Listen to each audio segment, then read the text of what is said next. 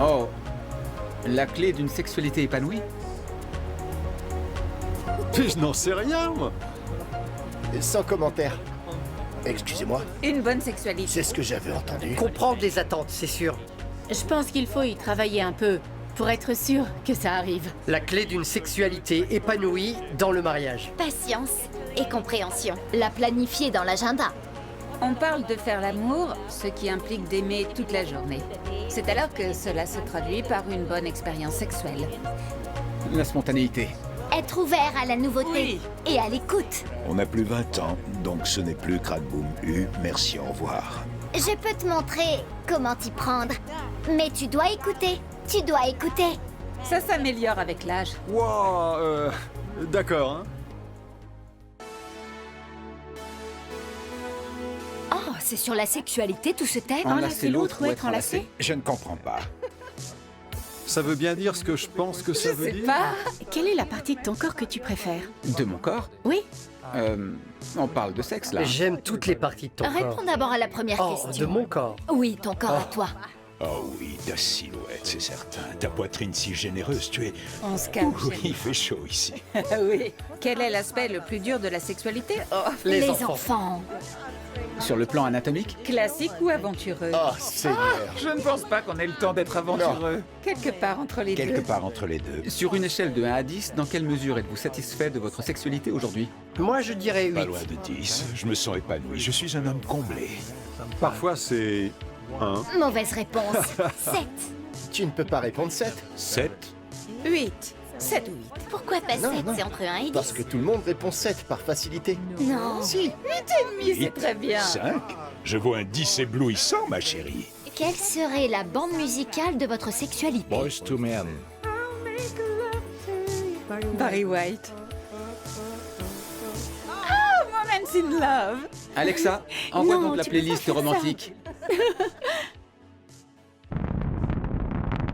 Le 20 juillet 1969, le commandant de la mission Apollo 11, Neil Armstrong, quitta son module lunaire et devint le premier homme à poser le pied sur la Lune. Il prononça alors cette phrase légendaire. « C'est un petit pas pour l'homme et un bond de géant pour l'humanité. » Mais on raconte que sur le point de quitter le sol lunaire et de remonter dans le module, Armstrong aurait eu cette remarque énigmatique. « Bonne chance, monsieur Gorski. » Le contrôle mission de la NASA supposait qu'il s'agissait d'un rival soviétique, mais ils eurent beau chercher, ils ne trouvèrent aucun cosmonaute de ce nom. Assailli de questions à son retour sur Terre, Armstrong refusa de révéler l'identité de M. Gorski. Les décennies passèrent et la question restait toujours sans réponse. Quand, en 2005, soit plus de 36 ans plus tard, M. Gorski mourut et Neil Armstrong se sentit enfin libre de raconter toute l'histoire. Né en 1930, il avait grandi dans une petite ville du Midwest. Un jour, alors qu'il jouait au baseball avec un ami, il envoya la balle dans le jardin de ses voisins. C'était Monsieur et Madame Gorski. Alors qu'ils ramassaient la balle au pied de la fenêtre de leur chambre, le petit garçon les entendit se disputer. Madame Gorski s'écria alors « Faire l'amour? Tu veux faire l'amour? On fera l'amour quand le gamin d'à côté marchera sur la Lune. » Bien des années plus tard, sans doute avec un large sourire sous son casque, Neil Armstrong adressa ses vœux particuliers depuis la surface de la Lune à un homme en Ohio. Bonne chance, Monsieur Gorski. Dans cette rencontre, nous voulons voir comment entretenir la flamme de notre vie sexuelle, ou comment arriver à la raviver si elle s'était éteinte. Nous avons attendu cette étape du parcours pour aborder le sujet de la sexualité, parce que tous les autres aspects du mariage influencent notre sexualité, tout comme notre sexualité influence tous les autres aspects du mariage. Cela ne veut pas dire pour autant que c'est aussi simple. Avez-vous peut-être déjà eu l'expérience d'essayer de tirer sur le démarreur d'une tondeuse à gazon ou toute autre machine du même genre et qui refuse tout net de démarrer? Je garde le souvenir de mon père, lorsque j'étais enfant, qui sortit la tondeuse du garage par une chaude journée d'été et qui tenta de la mettre en marche. Il tira et tira encore sur le démarreur sans que l'engin donne le moindre signe de vie. Alors, mon père retira la bougie du moteur, la nettoya avec un chiffon, puis la remit à sa place. Et un seul coup sec suffit pour faire vrombir la tondeuse. Il faut juste une étincelle pour allumer la tondeuse. Et c'est la même chose avec la sexualité du couple. l'étincelle déclenche une réaction très puissante. Et la clé pour générer cette étincelle est notre intimité émotionnelle. L'intimité émotionnelle engendre une sexualité épanouie. Et une sexualité épanouie produit à son tour une intimité émotionnelle plus grande. La sexualité est le langage corporel ultime par lequel nous communiquons notre désir envers notre conjoint, notre désir d'intimité, de réconfort, d'amour, de protection, d'avoir un enfant ensemble. Elle restaure également notre bien-être émotionnel, ce qui nous aide à résister aux pressions de la vie. Même si nous rencontrons des difficultés à des périodes ou pour des raisons diverses, la sexualité est un cadeau de notre mariage à savourer.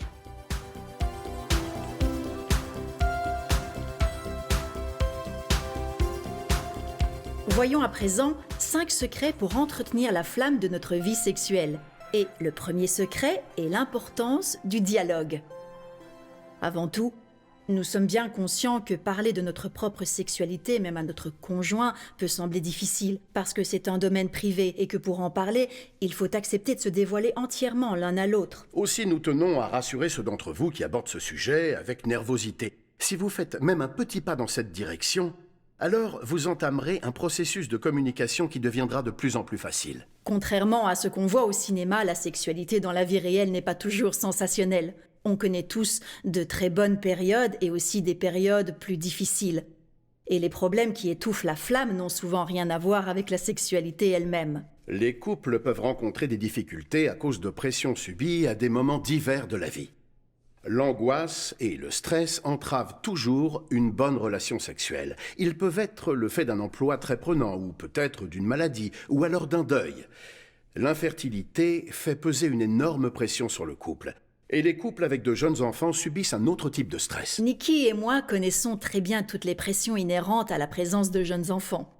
Je m'en souviens tellement bien, c'était juste après la naissance de notre 3e enfant. Alors nous sommes partis 3 jours tous les deux. Je me réjouissais beaucoup de ce séjour en amoureux et j'espérais vraiment qu'il nous permettrait de rallumer cette flamme qui s'était largement éteinte en ce qui me concerne à cette époque. En grande partie à cause de la fatigue engendrée par 3 jeunes enfants. Je voulais donc raviver la flamme.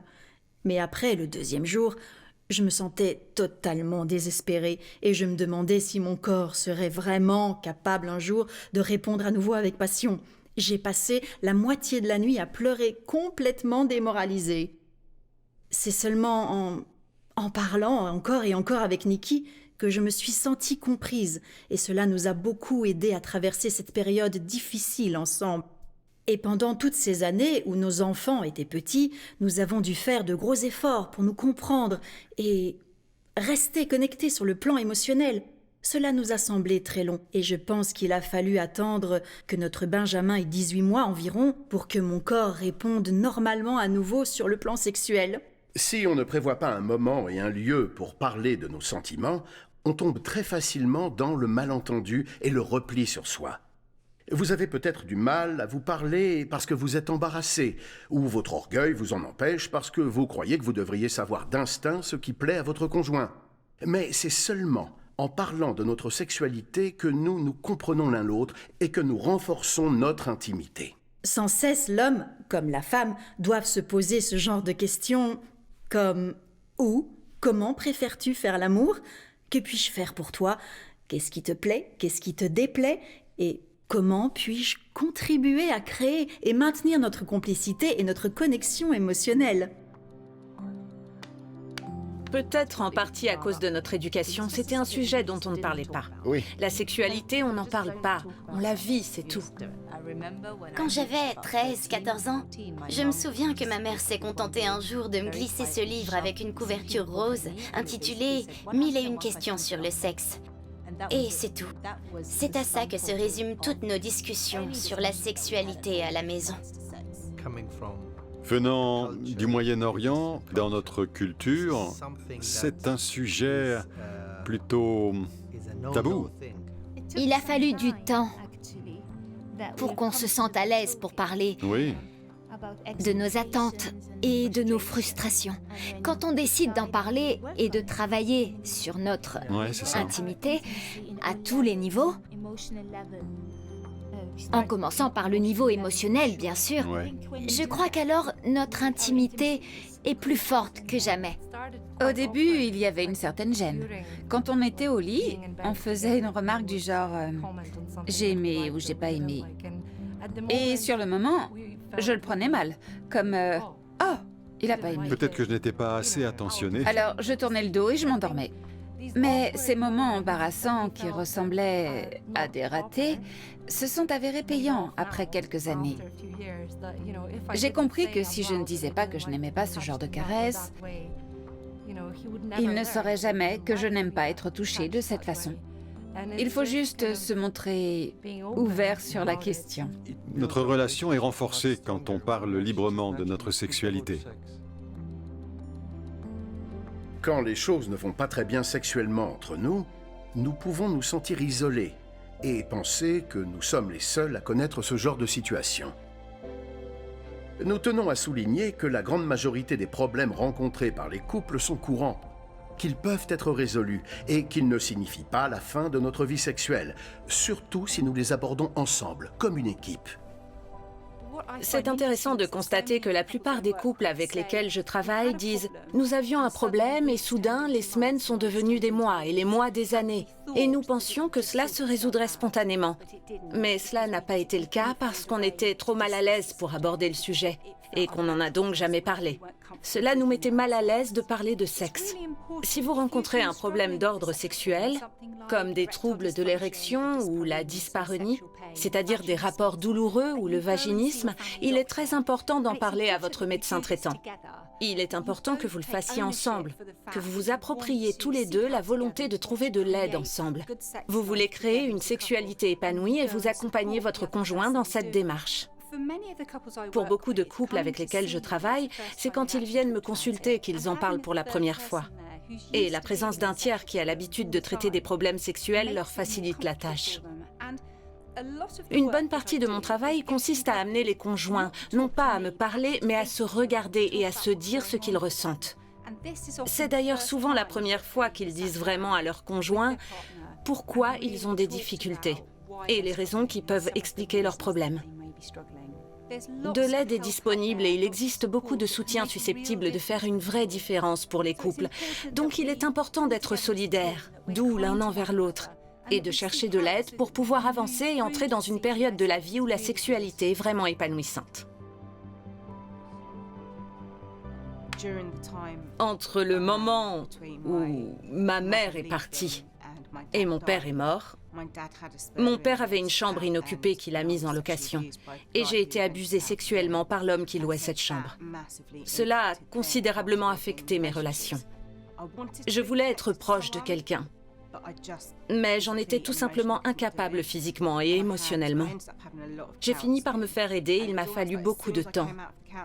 Juste après avoir achevé ce suivi psychologique, au bout de ces 2 années très intenses, j'ai rencontré Phil. Quand nous avons commencé à avoir des relations sexuelles, j'avais parfois des flashbacks de mon agression.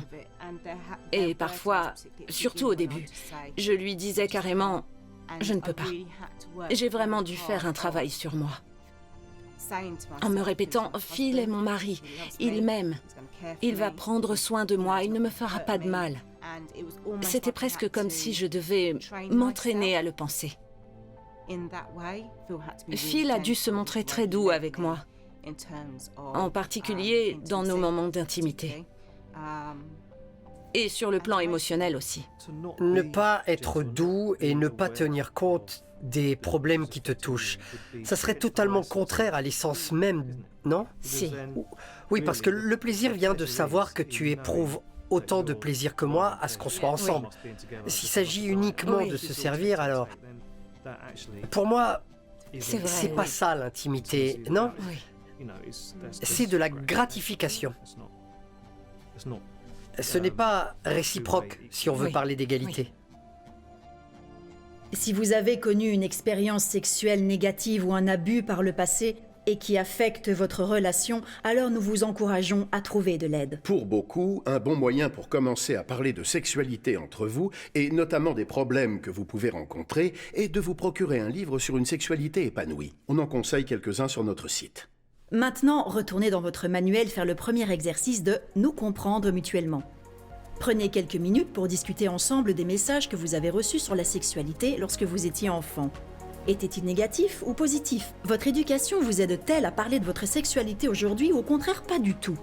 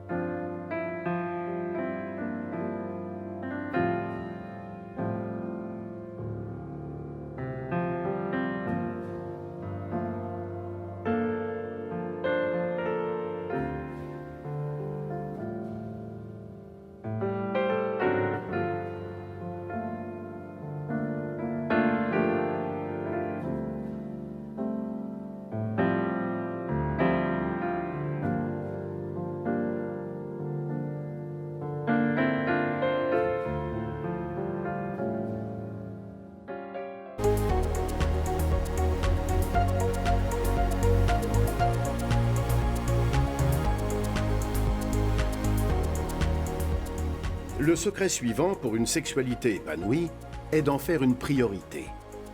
La sexualité n'est pas la cerise sur le gâteau du mariage, mais un ingrédient essentiel du gâteau lui-même. La thérapeute américaine Michelle Winner Davis a écrit « Il faut découvrir et redécouvrir constamment de nouvelles façons d'entretenir votre énergie sexuelle. Ça n'est pas automatique. Vous devez y veiller et décider qu'une sexualité dynamique, excitante et émotionnellement satisfaisante est une priorité pour vous. » Quand la routine s'installe dans un domaine de la vie, il est alors facile que la négligence nous guette. Dans le cadre de notre sexualité, nous devenons beaucoup plus vulnérables à la pensée d'un adultère, qui paraît offrir de la nouveauté et de l'originalité, ou plus vulnérables à l'attrait de la pornographie. Scylla et moi sommes convaincus que la sexualité dans le mariage peut durer toute la vie, avec une passion croissante et une liberté de plus en plus grande, si nous en faisons une priorité. Le journal The Times a fait état de recherches récentes sur le meilleur âge pour pratiquer certaines activités. Et il s'avère que le meilleur âge pour une sexualité épanouie est 66 ans. La sexualité a donc tout d'un parcours passionnant. Pour nous, c'est loin de diminuer jusqu'à présent. Donc, pourquoi faudrait-il que cela diminue avec le temps, ou même dans 20 ans ? Je crois qu'il est essentiel de rester connecté et d'évoluer tout au long du mariage. Et ce sera peut-être très différent dans 20 ans. Eh bien, il y a des choses que nous ne pouvons plus faire, mais nous aimons encore faire ce que nous pouvons. Oui. Ça fait partie de nos habitudes du samedi soir, la plupart du temps, mais pas toujours. Je crois que la seule façon de le dire, c'est qu'il est possible de rester amoureux, de montrer de la tendresse et de l'amour physiquement, même quand on a plus de 80 ans. Et on en éprouve le besoin, comme si le corps le réclamait, si je peux dire. Et c'est très important pour les relations personnelles, en particulier les relations intimes. J'aime Liz plus que jamais, parce qu'elle connaît toute mon histoire, et que notre mariage et notre relation continuent de s'approfondir. Je m'attends à la trouver toujours aussi attirante qu'aujourd'hui. La manière dont on s'y prend changera peut-être, mais nous resterons connectés physiquement. Pour faire de notre sexualité une priorité, nous devons la préserver. Autrement dit, faire de ces moments intimes une priorité et réserver l'espace dédié à l'amour. En pratique, pour la plupart des couples, cela implique concrètement de bannir les écrans de la chambre à coucher. Il n'y a pas de pire tue l'amour que consulter les réseaux sociaux ou composer sa liste de courses au lit.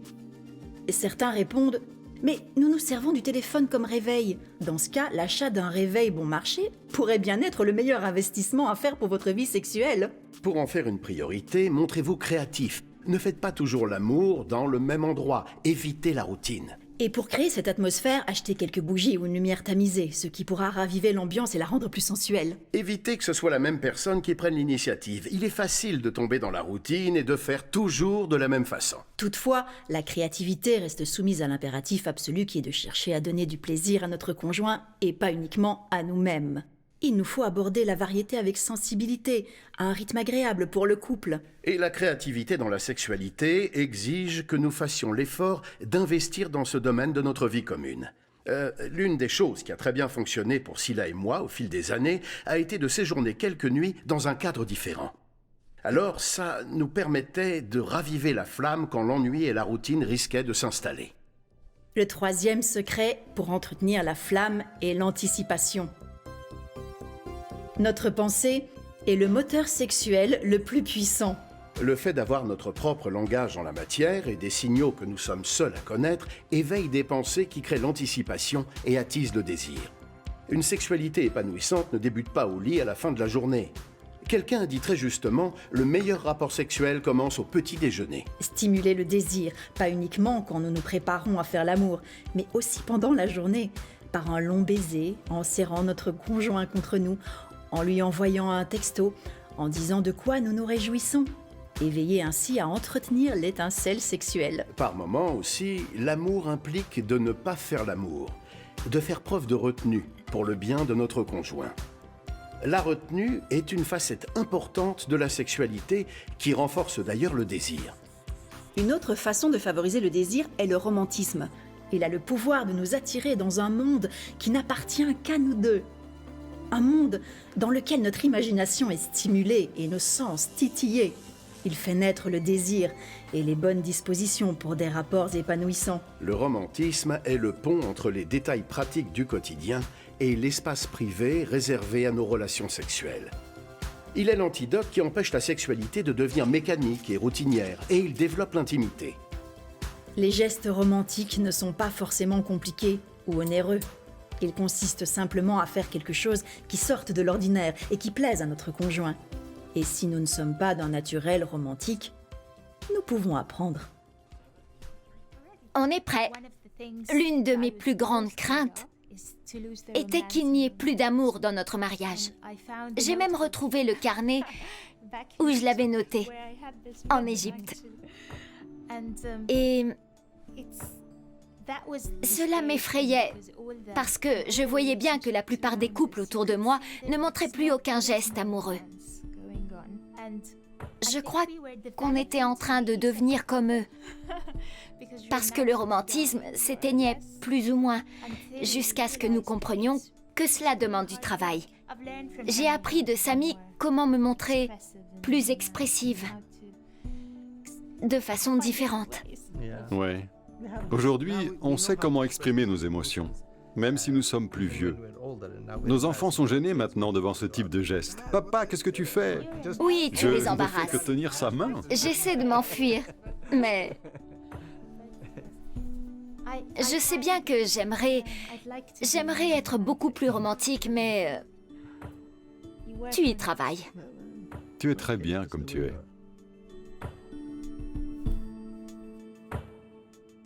L'antithèse du romantisme, qui est l'une des pires ennemies de l'amour aujourd'hui et qui influence la façon dont des millions de personnes voient la sexualité, est l'accès facile à la pornographie. Des études récentes sur les effets du porno sur les relations montrent qu'il est extrêmement destructeur et souvent fatal pour la sexualité d'un couple. À long terme, il conditionne notre représentation de notre conjoint sur le plan sexuel. Une femme nous a confié que son mari ne l'avait plus touchée depuis 4 ans parce qu'il préférait s'enfermer dans la cave pour regarder du porno. La pornographie s'insinue dans un vide de l'existence. Quelque chose en nous qui n'est pas satisfait. Quand vous avez l'impression de n'avoir aucun contrôle sur votre vie, que ce sont les autres qui vous contrôlent, vous cherchez à obtenir le contrôle et à prendre le pouvoir ailleurs. La pornographie répond à cette quête. Contrôler ses fantasmes. Et le conjoint le sent, même inconsciemment. À un certain stade, une distance s'instaure dans la relation. Et en réalité, vous abandonnez votre conjoint. D'ailleurs, quand tout est découvert, il n'est pas rare que le conjoint accuse l'autre d'infidélité. C'est ce que la personne ressent et elle peut dire « Tu préfères ce fantasme à la réalité de notre relation ?» Ce rejet et cet abandon engendrent une profonde division.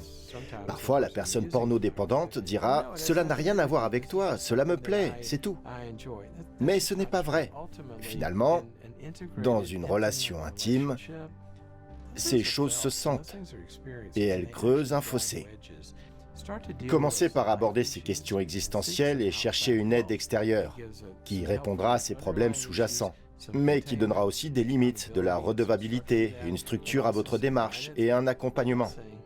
Et si vous pouvez intégrer un groupe avec d'autres personnes en difficulté, le plus grand avantage sera de réaliser que vous n'êtes pas seul et de dissiper la honte. Il n'y a pas d'amélioration possible tant que la honte subsiste, et la seule façon d'effacer la honte est d'intégrer un groupe de personnes en proie au même problème, et de constater qu'on n'est pas le seul. Alors je vous en conjure, faites cette démarche.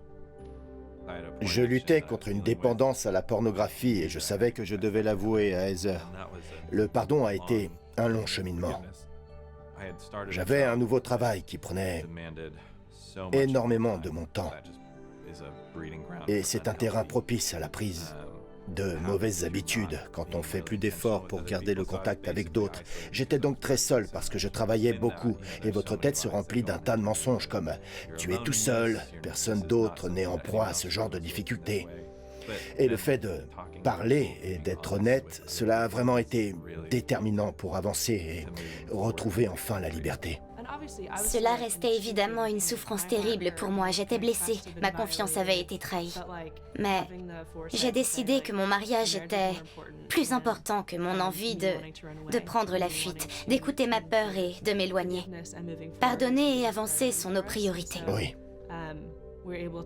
Nous sommes donc en mesure de régler ces choses individuellement, puis de nous retrouver pour nous réconcilier et aller de l'avant. Et savoir que nous ne sommes pas seuls a fait toute la différence pour nous. Oui, c'est énorme. Et plus vous impliquez d'autres personnes dans ce combat, plus vous vous sentez rassuré et moins exposé en fait. Et plus vous êtes susceptible de vous en sortir vraiment bien. Nous vous encourageons à avoir une conversation honnête avec votre conjoint, autant que possible sans porter de jugement.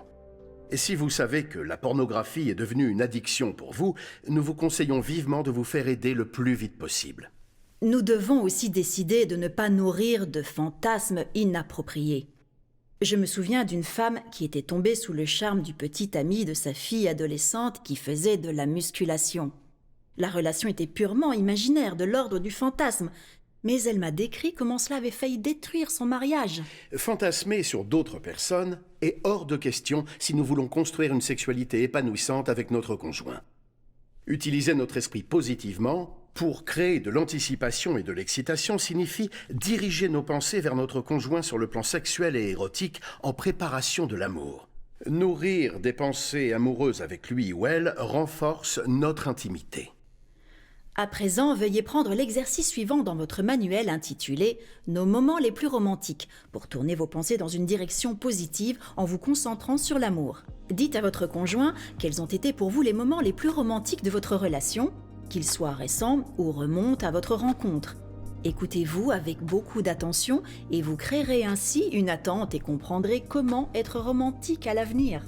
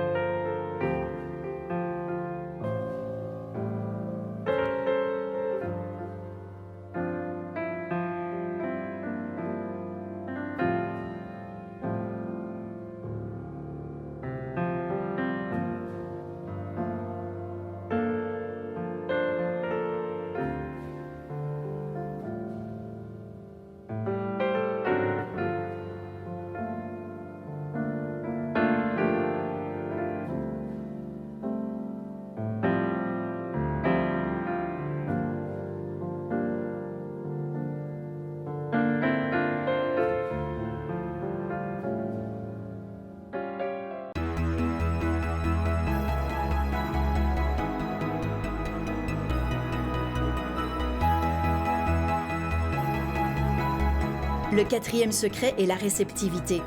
Mesurons à quel point le cadeau que nous nous offrons mutuellement dans la sexualité est puissant et constitue un aspect vital du mariage.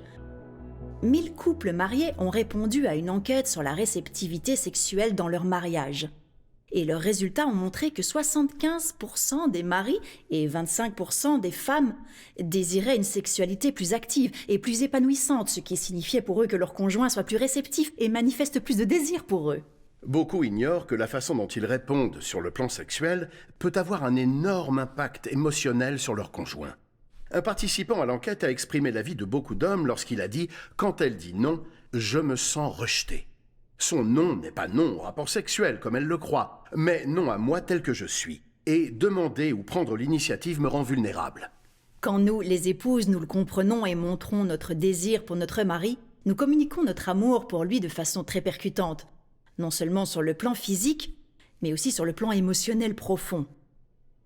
Une réponse active peut impliquer de prendre l'initiative de faire l'amour en posant un choix délibéré, même si nous sommes fatigués ou stressés par le travail, ou si les circonstances ne correspondent pas à nos attentes. Pour la plupart des femmes, et pour un grand nombre d'hommes, le rapport sexuel commence par une décision, et après l'excitation suit. Nous menons des vies très occupées et tant d'impératifs se disputent notre temps que si nous attendons que les rapports sexuels soient spontanés, si nous attendons que la maison soit propre, que les courriels soient à jour, que les enfants soient complètement endormis, si nous attendons d'être détendus, à l'aise avec notre corps, si nous attendons que ces conditions soient remplies, cela n'arrivera jamais. Cela ne sera jamais le cas. L'une des choses les plus importantes et les plus utiles pour un couple, c'est donc de comprendre que les hommes et les femmes fonctionnent différemment en matière de désir sexuel et d'excitation. Et le comprendre peut s'avérer très utile. L'homme éprouve un désir spontané, puis il est excité. La femme est excitée et puis le désir s'installe. Donc, si nous voulons une sexualité intentionnelle, et si nous avons discuté ensemble de la planifier, nous pouvons garder cela à l'esprit. Et ne pas nous trouver soudainement dans une situation où nous sommes supposés nous montrer réceptifs. Notre réceptivité commence dans la tête. C'est très utile de savoir qu'il y a une attente chez notre conjoint, de ce moment où nous nous retrouverons dans l'intimité. Mais il est sans doute plus important encore de savoir que nous avons une attente parce que nous nous sommes engagés. Nous devons donc nous approprier ce qui nous aidera à savourer cette expérience. Comment allons-nous nous impliquer pleinement? Si je me suis engagée à être intentionnelle avec mon conjoint sur le fait d'avoir des rapports sexuels à un moment précis, que dois-je faire d'ici là pour me mettre dans le bon état d'esprit? Si nous nous investissons pleinement, nous sommes beaucoup plus susceptibles d'avoir du plaisir parce que notre tête sera connectée à notre corps, le circuit de l'excitation sera complet et nous serons alors beaucoup plus en mesure d'aimer ce que nous faisons avec notre conjoint et les sensations éprouvées. Notre réceptivité sexuelle peut donner à notre conjoint une immense confiance en lui et lui permettre de s'épanouir. Mais aussi, la réceptivité exige un climat de confiance mutuelle. La confiance est le fondement d'une bonne relation sexuelle car, pour une bonne relation, il est primordial de se sentir libre de se donner complètement à notre conjoint, de lâcher prise à la fois physiquement et émotionnellement. Beaucoup de personnes ont du mal à le faire et n'y parviennent que si la confiance est profonde. Toute blessure ouverte entre nous mine la confiance et doit être traitée, dans l'intérêt de notre sexualité notamment. Michelle Weiner Davis a écrit « D'après mes années comme thérapeute conjugale, je peux vous assurer que garder rancune est l'une des méthodes les plus efficaces pour tuer le désir. » Il arrive que lâcher prise sur le passé ressemble à un défi impossible à relever, surtout quand la blessure est profonde. Pourtant, il est possible de lâcher prise sur le passé en choisissant de pardonner. Scylla et moi avons vu d'innombrables couples le faire, même après qu'il y a eu de l'infidélité ou une autre trahison majeure. Le pardon est un facteur essentiel pour restaurer la confiance, ce qui nous permet ensuite d'être à nouveau sexuellement réceptifs envers notre conjoint. Nous voulons aborder le 5e et dernier secret pour entretenir la flamme, la prévenance. La première chose que les hommes doivent apprendre au sujet de la sexualité, c'est qu'elle consiste à donner. Un orateur qui s'appelle Tom Nelson a dit ceci. « Physiquement, beaucoup d'hommes peuvent être prêts en tout lieu à toute heure. Mais un homme ne sera pas un bon amant à moins d'avoir d'abord vidé le lave-vaisselle, fait le plein de la voiture, sorti les poubelles. et répondu aux besoins de son épouse. Être prévenant signifie non seulement apporter son soutien de façon pratique, mais aussi se mettre à l'écoute des besoins émotionnels de notre femme. Les psychologues répètent sans cesse qu'hommes et femmes sont programmés différemment en matière d'excitation sexuelle. Nous avons trouvé une image qui illustre assez bien ces différences. La partie supérieure représente l'homme. Comme vous le voyez, l'interrupteur on-off est très explicite. La partie inférieure représente la femme et se révèle un peu plus compliquée. Et comme l'a relevé un participant au parcours couple, sans compter que les réglages changent à peu près toutes les 2 semaines. Dans notre culture, la sexualité est devenue très individualiste, orientée vers soi. De sorte que les questions que nous nous posons le plus souvent sont « Comment puis-je satisfaire mes désirs ? Comment puis-je obtenir un maximum de plaisir ?» Mais une sexualité épanouie doit être orientée vers l'autre. Nous, les hommes, nous devons apprendre et réapprendre à donner d'abord sur le plan émotionnel, et cela demande du temps. Pour se donner entièrement, une femme doit se sentir en sécurité, aimée et précieuse. L'absence de prévenance peut amener certains à utiliser l'autre pour satisfaire leurs propres désirs, menant à la cruauté et même à la violence physique. D'après l'ONU, la violence faite aux femmes touche actuellement 1 femme sur 3 dans le monde. Et le plus terrible est que cette violence se vit notamment dans la chambre à coucher. La chambre est l'endroit où nous sommes le plus vulnérables, où l'intimité du couple est la plus grande. La chambre devrait être le lieu où la femme se sait totalement en sécurité et aimée, où elle sera traitée avec prévenance et tendresse, où elle sera chérie par un homme qui la connaît comme personne. La prévenance pourrait impliquer des gestes tels que plus de douces caresses, des marques de tendresse ou se prendre la main, poser un bras sur les épaules de l'autre, le serrer dans nos bras ou l'effleurer en passant près de lui. Si un homme touche uniquement sa femme quand il veut faire l'amour, il envoie un signal terrible. Alors la femme se sentira utilisée plutôt qu'aimée. De plus, cela aurait tendance à l'amener à fuir tout contact physique, de crainte que son mari l'interprète comme un geste sexuel. Enfin, pour les hommes comme pour les femmes, les paroles prononcées ont un impact considérable sur la sexualité. Il existe un lien très puissant entre le fait de renforcer la confiance en soi de l'autre et connaître une intimité sexuelle satisfaisante. Nous devons avoir pour règle d'or de ne jamais critiquer l'apparence naturelle de notre conjoint, ni de comparer son corps à ces images de perfection apparente que renvoient les magazines, les publicités et beaucoup de réseaux sociaux. Une perfection impossible à atteindre en réalité, même pour les modèles eux-mêmes. Au contraire, nous devons dire sans cesse à notre conjoint ce qui nous plaît dans son physique, car une sexualité épanouissante exige de la confiance en soi. Nos mots affectueux alimentent la confiance de notre conjoint. Et en même temps, nous devons aussi prendre soin de notre propre corps pour faire plaisir à l'autre. La plupart des gens, quand ils sont fiancés, font de gros efforts pour rester en forme et séduisants, surtout pour le jour de leur mariage. Mais malheureusement, une fois mariés, certains d'entre eux se laissent aller. Dans la mesure où notre santé le permet, faire l'effort de rester en forme et séduisant pour notre conjoint quand on est marié est une façon d'être prévenant et de renforcer notre intimité. Nous allons à la salle de sport ensemble chaque matin pour rester en forme l'un pour l'autre. L'hygiène est essentielle. Je mets de l'eau de Cologne, elle met du parfum que j'aime. En fait, nous avons même un accord. Restons sexy. Oui, oui. C'est ce qu'on dit. Oui, restons sexy. Parce qu'on veut être séduisants l'un pour l'autre. Et si je ne peux pas prendre du poids, tu ne peux pas en prendre non plus. Cela va dans les 2 sens. C'est sûr que si nous sortons, nous faisons des efforts supplémentaires. Mais déjà au quotidien, on tient ça de nos familles depuis des générations. Bref, c'est une valeur essentielle pour nous. C'est important pour nous, pour notre santé et pour rester attirants l'un pour l'autre. Et ce n'est pas une question de vanité. Je veux juste me sentir bien et je veux être attirante pour mon mari.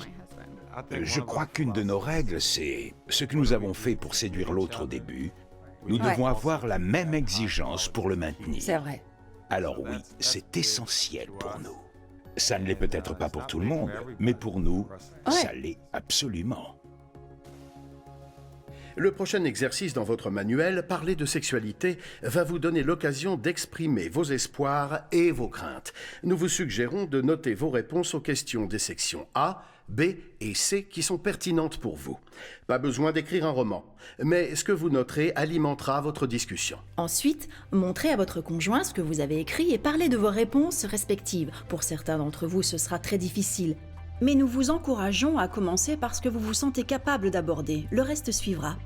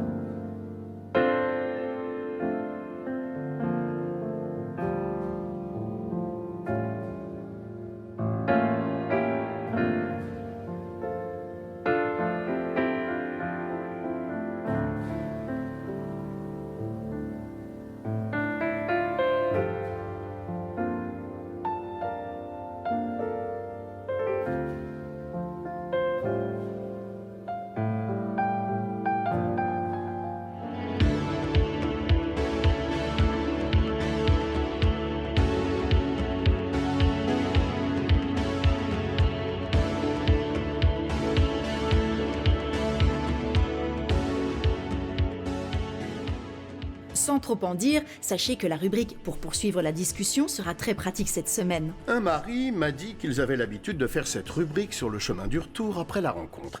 Ils étaient déjà installés dans le train quand ils ont lu ce que celle-ci impliquait. Nous avons consacré cette rencontre à voir comment entretenir la flamme. Dans cette dernière partie, nous voulons voir comment protéger la flamme de notre sexualité. Si l'intimité émotionnelle est ténue, la mèche se consume rapidement, tandis que la mèche allumée d'une intimité émotionnelle robuste brûlera longtemps. L'intimité alimente et protège la flamme. C'est notre intimité émotionnelle qui entretient notre attirance sexuelle mutuelle. Vous avez déjà entendu dire que l'herbe est toujours plus verte ailleurs. Mais voici un autre dicton beaucoup plus fiable. L'herbe sera toujours plus verte là où tu l'arroses.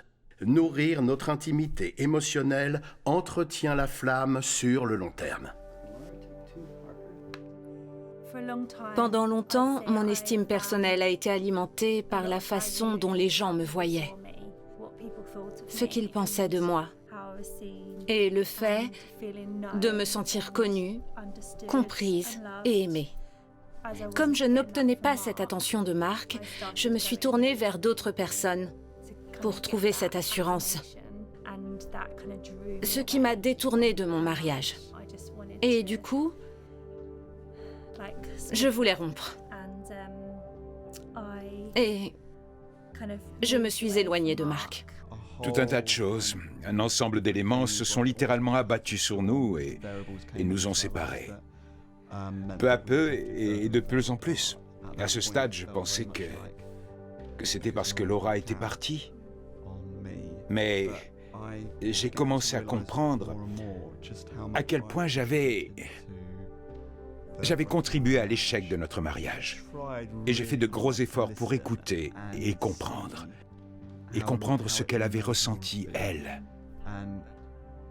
Et pour me mettre à sa place. Alors j'ai pu commencer à assumer ma responsabilité dans les événements et me dire que je pouvais changer. Que je devais changer dans l'intérêt de notre couple. Et pour que Laura se sente bien et pas mal quand je lui parle. J'ai surtout pu voir qu'il allait me soutenir. Il m'avait soutenue et il s'était battu pour moi quand je voulais partir. C'était quelque chose d'incroyable pour moi de voir autant d'amour de sa part. Cela n'a pas été facile, mais c'est la meilleure décision que j'ai prise dans ma vie, de revenir vers Mark au lieu de m'en éloigner. Protéger la flamme de notre sexualité est vital, car aucun de nous n'est à l'abri du risque d'un adultère. Donc, pour protéger la flamme, nous devons prendre des mesures concrètes pour parer notre mariage contre l'infidélité. La première mesure est de se soutenir mutuellement. La cause la plus répandue de l'infidélité est le fait que les conjoints n'ont pas répondu aux besoins émotionnels de l'autre, par l'encouragement, l'affection, l'attention, etc. Une actrice partageait l'affiche avec une superstar de Hollywood quand un journaliste lui a demandé si elle le trouvait sexy. Elle a répondu « Je ne regarde plus les hommes sous cet angle depuis que je suis mariée. Cette antenne est désactivée chez moi. Je suis aimée par mon mari. Alors je n'ai donc pas besoin de cette attention de la part d'autres hommes. Mon mari me l'apporte entièrement. » La seconde mesure pour parer notre mariage contre l'infidélité est de fixer des limites. L'infidélité commence et s'arrête dans la tête. Nous ne pouvons éviter d'être attirés par d'autres personnes, mais nous pouvons décider d'entretenir ou non ce type de pensée. Les paroles de Jésus offrent la meilleure des protections. Vous avez entendu qu'il a été dit « Tu ne commettras pas d'adultère ». Mais moi, je vous dis, quiconque regarde une femme pour la désirer a déjà commis l'adultère avec elle, dans son cœur.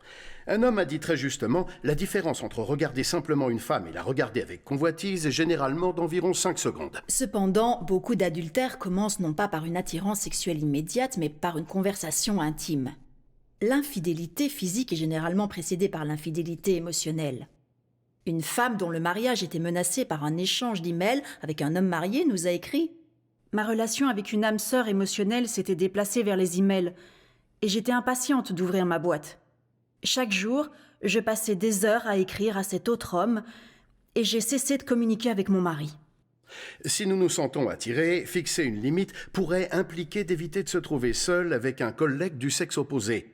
Refuser une invitation à déjeuner ou ne pas reprendre contact en ligne avec des personnes qui nous attiraient autrefois, et si nous sentons qu'une intimité émotionnelle s'installe, rompre avec tout email et correspondance ou se retirer des réseaux sociaux. La troisième mesure pour parer notre mariage contre l'infidélité est de parler de sentiments excessifs. Je me souviens de 2 amis qui, pendant leur première année de mariage, ont été très surpris de constater qu'ils étaient tous les deux très attirés par d'autres personnes. Au début, ils n'en ont pas parlé, mais plus ils gardaient le secret, plus l'attirance devenait extrêmement forte. C'est seulement lorsqu'ils se sont avoués leurs difficultés qu'ils sont redescendus sur terre. Si nous nous trouvons dans une telle situation et que nous ne pouvons pas en parler à notre conjoint, il est important d'en parler à quelqu'un d'autre si nos sentiments sont irrépressibles. La 4e mesure pour protéger notre mariage est d'entretenir la sexualité. Pendant toute la durée du mariage, à des moments différents, le mari et la femme connaîtront des degrés de désir sexuel différents, ce qui peut créer des tensions entre eux. Je m'attendais à ce qu'elle soit partante, comme moi, mais c'était non. Et je me disais, ok, et maintenant je fais quoi? On a travaillé sur la question, ce n'est pas encore parfait, mais on en parle. Pour un homme, aimer implique de faire l'amour. Comment on parle de ça? C'était très utile pour nous d'en parler franchement, d'entendre son point de vue et elle le mien, et de parvenir à se comprendre. Les hommes n'ont pas besoin de complicité pour passer à ça, tandis que les femmes, oui. Oui. Tu ne peux pas être furieux contre moi toute la journée et dire « allons-y ». Oui. Et je dis « non, non, non ». C'est comme ça que j'ai appris à sortir les poubelles, à ranger la maison, à rendre Et là, je sais que quelque chose se à prépare. rendre des petits services, Il se passe quelque chose. parce que c'est ce qui la séduit. Oui. C'est ce qui nourrit ses émotions. Est-ce que je me soucie vraiment d'elle? Je ne savais pas. Pour un homme, c'est dur d'entendre non. Parce que quand il entend non, un homme se dit « elle ne m'aime plus ». Mais j'ai compris que non, ce n'est pas une question d'amour. Elle m'aime, mais c'est juste qu'elle n'en est pas là. Alors comment faire pour l'amener là où j'en suis déjà? C'est un peu comme si elle était une Ferrari que je ne maîtrise pas. Une espèce fascinante et différente. J'ai dû le comprendre, mais elle doit aussi me comprendre. Qui peut m'aider? Nous avons même vu des médecins pour nous aider à entretenir la flamme. Parce que la sexualité fait partie de la flamme. Ce n'est pas tout. Cela mais fait partie du mariage. Cela fait partie du mariage et nous aimons cela tous les deux. Cela nous plaît beaucoup. C'est le chemin pour y arriver. Le chemin. Nous prenons des chemins différents. La vie, quoi. On prend des chemins différents. Il a donc fallu apprendre comment parcourir ces chemins différents. C'est bon. Entretenir la sexualité, entretenir cette flamme, c'est se souvenir qu'aimer, c'est donner à l'autre. C'est se contenir certaines fois, et d'autres fois, c'est faire l'effort de prendre l'initiative ou d'y répondre même si on n'en a pas envie. Le désir sexuel ne conserve pas toujours la même intensité, mais si nous renforçons notre intimité émotionnelle, le désir physique revient généralement. Il faut avoir une vision à long terme. Il s'agit d'un processus pour construire ou reconstruire notre vie sexuelle et tout au long de notre mariage. Parfois, on doit revenir aux fondamentaux et redécouvrir le plaisir de caresses mutuelles, sans s'attendre pour autant à faire l'amour. Ne vous découragez pas, car cet ingrédient essentiel de votre propre relation vaut vraiment la peine de vous y investir. Avant de clore cette rencontre, nous vous suggérons de prendre quelques minutes pour dire à votre conjoint ce que vous avez trouvé important dans cette vidéo et s'il y a un domaine dans lequel vous aimeriez qu'il vous soutienne. Quelque chose dont vous avez pris conscience pour la première fois. Et si vous devez demander pardon à votre conjoint pour ce que vous auriez pu faire qui a nui à votre intimité sexuelle, ou si vous voulez lui exprimer votre pardon, c'est le bon moment. Ensuite, si vous êtes à l'aise pour prier, priez brièvement l'un pour l'autre, à voix haute ou silencieusement. Autrement, exprimez votre soutien envers votre conjoint d'une autre façon.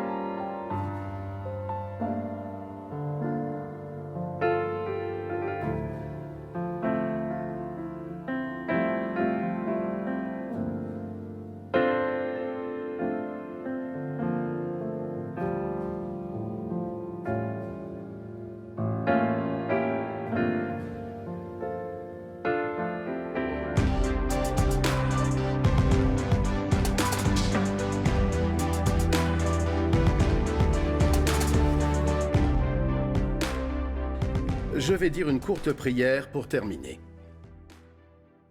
Seigneur, nous te remercions pour toute la complexité et la subtilité avec laquelle tu as conçu nos relations sexuelles. Merci parce que nous pouvons exprimer notre amour mutuel à travers cette union sexuelle. Aide-nous à apprendre comment éveiller nos désirs respectifs et comment les satisfaire. Nous prions que la confiance, la franchise et la compréhension se développent entre nous, alors que nous nous donnons l'un à l'autre avec amour dans le mariage. Nous te demandons toutes ces choses au nom de Jésus. Amen. Amen. Nous nous réjouissons de vous retrouver bientôt pour la dernière rencontre.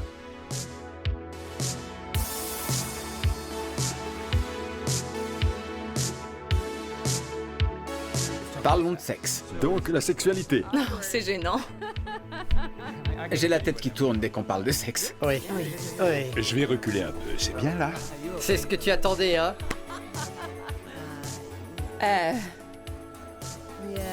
Oui. On est mal là. Ok, C'est ce qu'elle a dit. Quoi qu'elle ait dit, je dirais plus rien. Tu vois, ça te fait beaucoup trop rire. Le sexe est la dernière chose qui me vienne à l'esprit. Ce sont les mots de tête. Mes mots de tête J'ai sont tout mal à à la fait tête. réels. Merci beaucoup. À quelle chanson tu penses? Oh non. Allez, mon chéri, quoi.